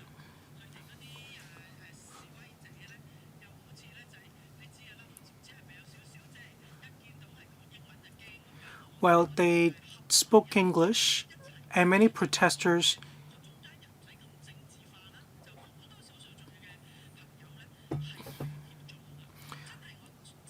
I asked people from ethnic minorities to convince protesters. I teach law at City University of Hong Kong. In 2019, many lecturers could not teach. Many people dressed in black stormed into the campus. Many Nepali people protected me. In 2019, at Christmas, these Nepali people protected me. I was touched. So I need to tell members of the public, ethnic minorities are indeed people in Hong Kong. They are Hong Kong people. They want to be recognized as Hong Kong people. They want the issue of illegal immigrants and bogus refugees to be resolved. I went to many of their workshops.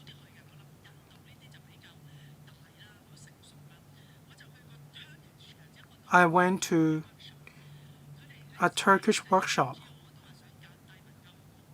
I said I wanted to go with the Secretary for Constitution and Mainland Affairs as well as the Secretary for Education. Ethnic minorities are under their purview. Turkish culture are colorful. They ease the pressure of the people in Hong Kong. Probably all of us should receive these services. They receive psychological support or services through the making of lamb.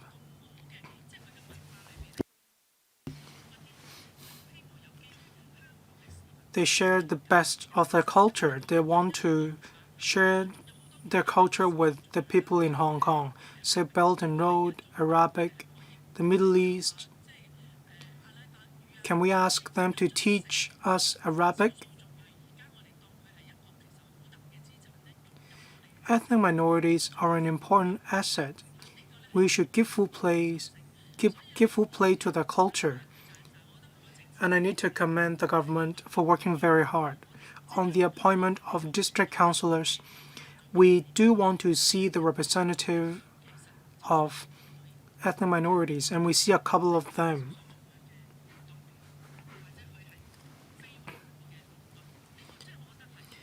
There could be representatives of ethnic minorities or of non-Chinese speaking groups.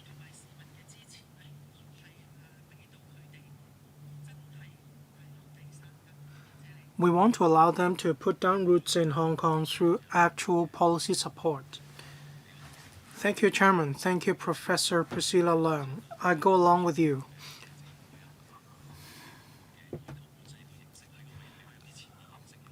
I knew these non-Chinese district councillors before they were appointed.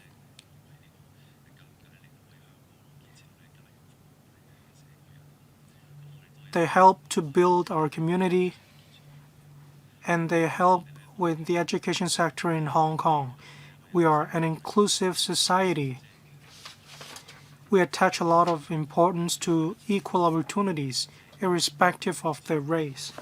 We want to build Hong Kong and to tell the good stories of Hong Kong, thereby making contributions to the country. This is a consultation period, and afterwards, we are still going to do a lot on this. There will be a lot of opportunities for collaboration. Speaker of mic.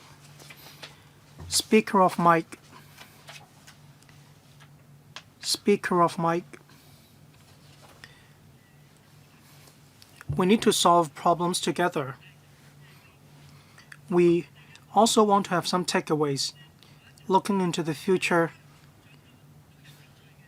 I believe the education chief is also interested in this.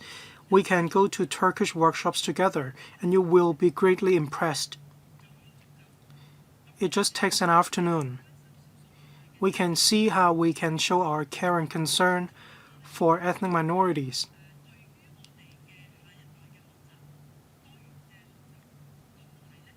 We can promote diversified learning opportunities so that we can give better play to manpower resources. I believe we will benefit together. We want to see cross-departmental collaboration, say between the Labor and Welfare Bureau and the Education Bureau. I look forward to visiting the community with you. Undersecretary, yes, we've heard Professor Priscilla Leung. In the future, we'll see how we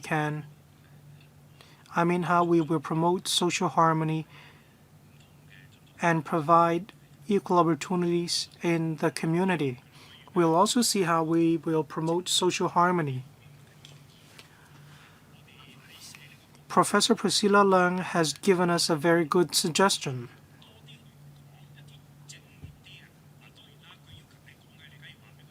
Of course, we must submit what is required of us in a report. But in our discussion process, there was much positive communication, or there were many positive messages. We can see how we can include these positive messages into the report. So our report will be more well-rounded. Second round, Mr. Tang Fei. Thank you, Chairman. I'll be quick. I suggest that the government should separate the issue of the rights of ethnic minorities and the issue of bogus refugees.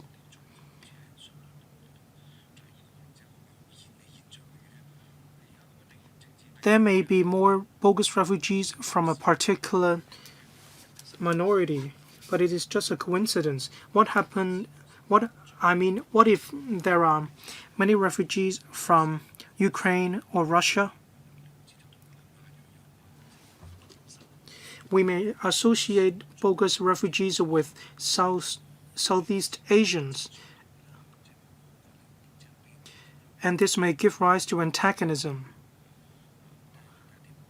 And we must distinguish bogus refugees and ethnic minorities.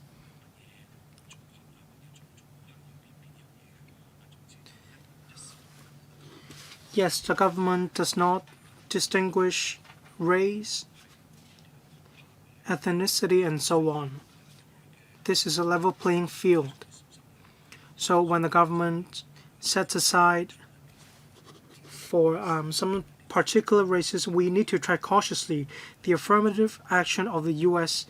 did have some impacts, especially when it comes to the recruitment of civil service or admission to universities. There could be positive discrimination of some races.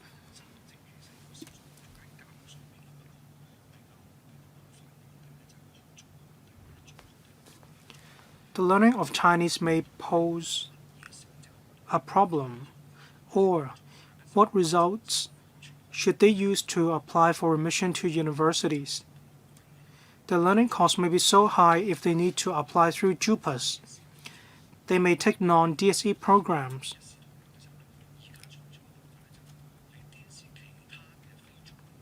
For non-Chinese subjects of DSE, yes, they can be taken in English. Some 1,000 to 2,000 ethnic minority candidates apply for the DSE Chinese language subject. There may be only 100 or so candidates sitting DSE Chinese language. So another subject should be allowed to replace the DSE Chinese language subject. Let's just talk about the 8 universities in Hong Kong. Let's not talk about subsidized universities. The transparency of the result conversion table is lacking. For GCSE, only 3 universities announced the conversion standards between GCSE and DSE. For the other universities, they didn't announce the conversion table. And this will affect the application for admission to university. Some students may find it difficult to take another subject to replace the DSE Chinese language requirement. We need to urge universities to enhance the transparency. That is the conversion table between GCSE other languages and DCE Chinese language. Otherwise, ethnic minorities will find it difficult to understand the requirements. Well, we will extend the meeting by 15 minutes because Dr. Junius Ho will speak for the first time and Professor Priscilla Leung will speak in the second round. Under Secretary. Thank you, Chairman. I thank Mr. Tang for his views.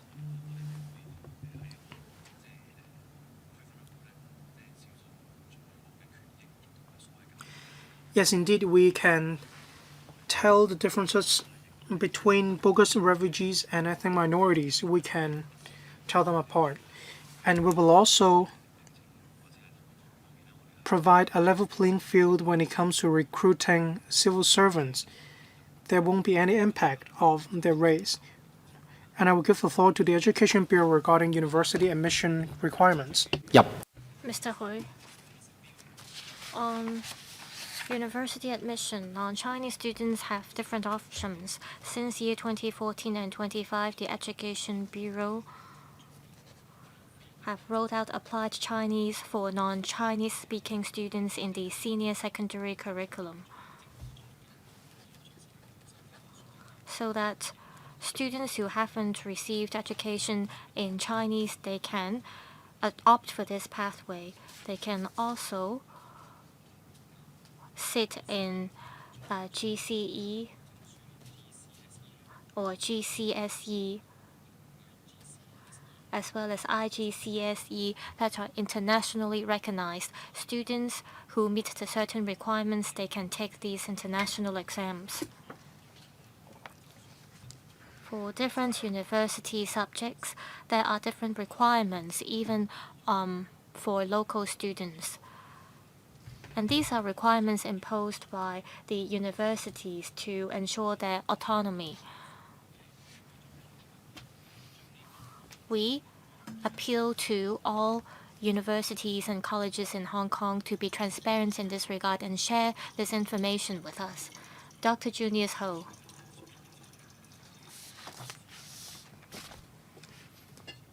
I support this international convention. The SAR is going to submit the 4th report. I don't have any particular problems with this report. We emphasize procedural justice in Hong Kong, as well as fairness and impartiality. However, sometimes we focus too much on procedural justice. We lack resources and manpower in Hong Kong in terms of distinguishing non-refoulement claimants and bogus refugees. So the procedure is very lengthy.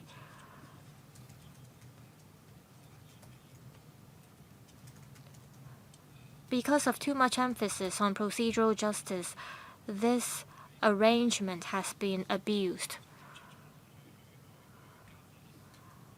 I see that there have been suggestions to speed up the procedure. For example, after the first rejection by the court, without allowing the non-refoulement claimants to go through other procedures, he or she, they can be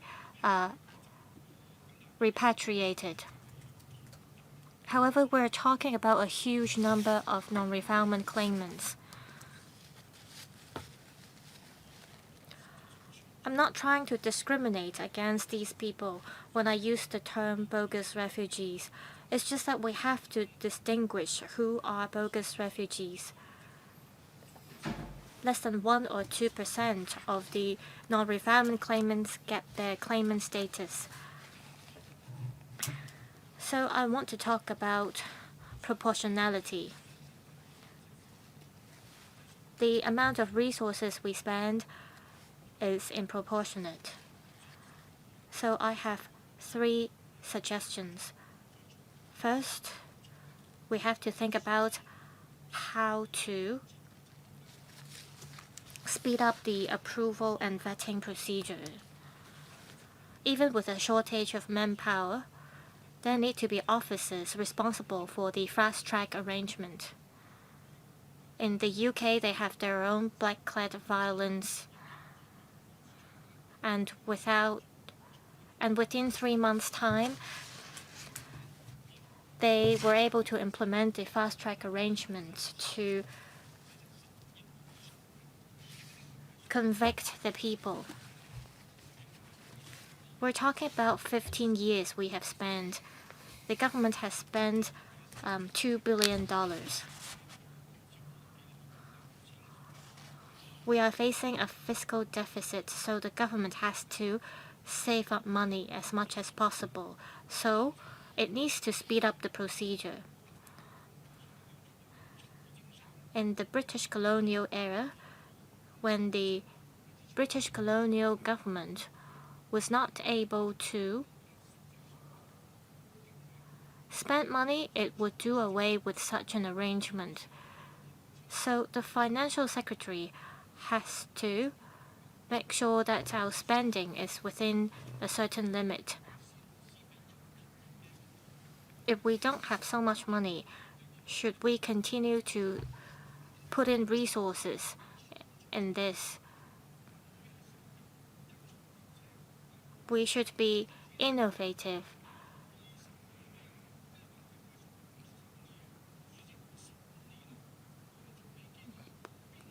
We should do away with our fear. We have already spent $1.5 to $2 billion on this.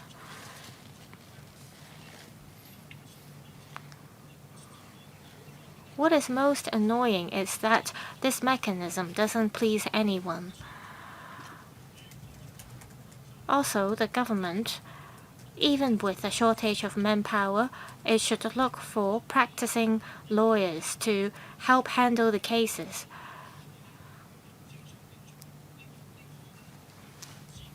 If you have to amend the administrative procedures or certain legislations, we members will definitely support you as long as you can meet your target. These are my suggestions. Save money and save time. Thank you. Over to the Secretary, over to the Security Bureau. Thank you. We thank member for the suggestions. We will definitely work hard to speed up the vetting and approval. As mentioned just now, the Immigration Department as well as the Appeal Board have already expedited the approval procedures. We will continue to see if there is room for us to further speed up the process. On combating bogus refugees, we are concerned as well about how much money we have been spending. We will continue to see if we can further cut back on the expenditure. On the revised estimate, the expenditure was about $1.1 billion. So we will continue to keep in view on the money we spend. Professor Priscilla Leung. In 2021, I produced a microfilm. My Indian intern and the entire team are people of ethnic minorities. They were very creative. However, their Chinese speaking skills were quite poor. They went to local Chinese secondary schools, but their Chinese was not so good.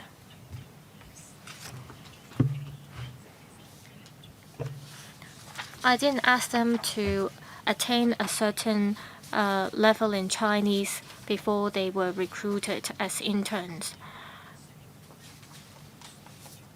Take social workers as an example.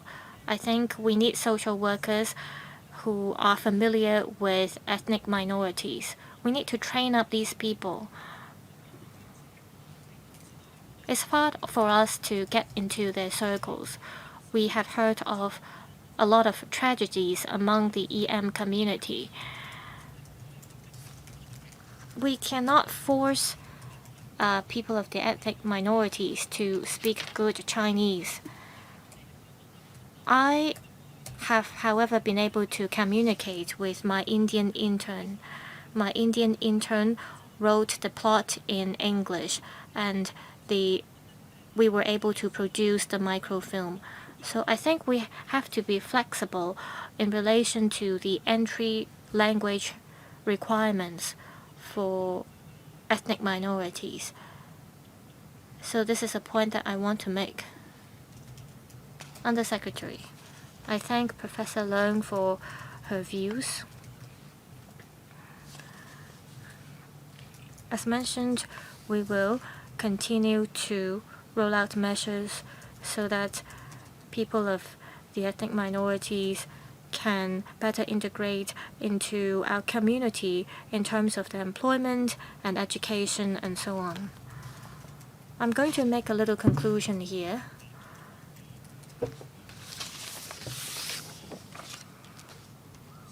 We hope that when the administration drafts the report, it can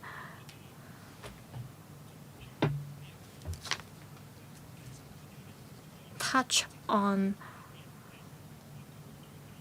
the different aspects in Hong Kong. To give you an example, non-Chinese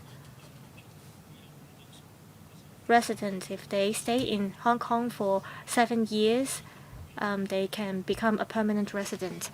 However, they can vote. And this is something that we do not see in other places.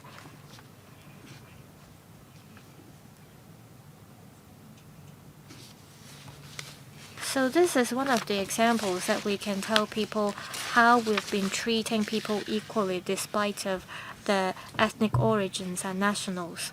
We can give concrete examples. I see that half of the members who have spoken are concerned about the issue of bogus refugees.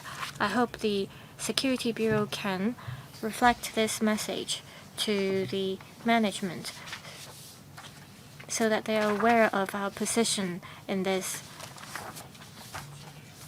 That's all for our discussions today. Agenda item 5, any other business. Nothing under AOB, so meeting adjourned. Thank you.